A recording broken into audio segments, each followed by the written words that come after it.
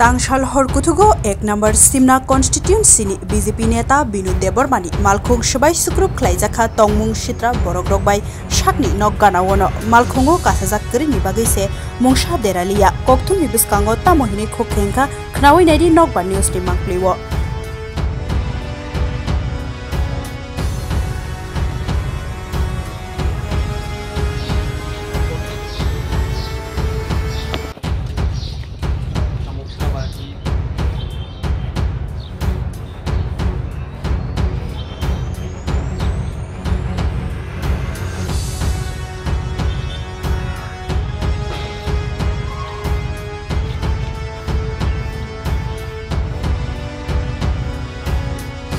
কি হয়েছিল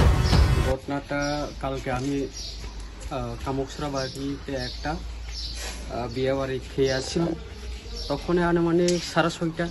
এরকম আসলো কিন্তু আমার বাড়িতে অতীত ছিল কালকে গতকালকে তাইনে থাকছিল 11:30 পর্যন্ত 11:30 পর্যন্ত কিছু হয়েছে না কালকে মোহনপুর মেলাও ছিল মেলার গাড়ি চলাকালীন চলছিল 12:30 পর্যন্ত তখনও কিছু হয়েছে না কিন্তু রাত্রে আনুমানিক 1টা থেকে 1:30টায় এই ঘটনা হচ্ছে এখন কে বা কারা করছে এখন তো আমিও কইতে পারতাছি না আমার বাড়ি থেকে কমসে কম 50 থেকে 60 মিটার হইব গাড়িতে রাখা কখন জানি না কে করছে পুলিশ প্রশাসনকে কওয়া হয়েছে হ্যাঁ কওয়া হয়েছে কি মনে হয় আপনাদের কি কারণে আপনার উপর এই গাড়িটাতে আক্রমণ হতে পারে বা এখন তো আমি কইতে পারতাছি না কেন কি কারণে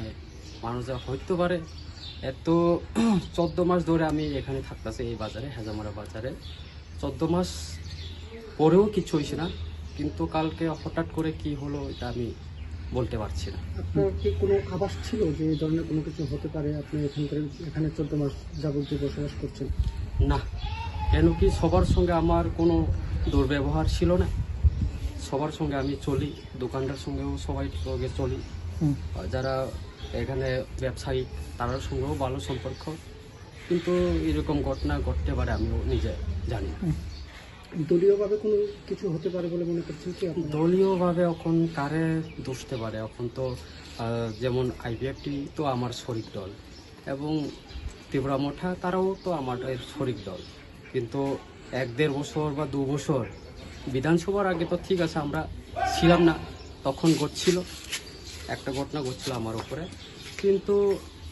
23 বিধানসভার পরে তো আমার উপরে কোনো এখন পর্যন্ত ঘটনা হয়নি অ্যালায়েন্সের পরে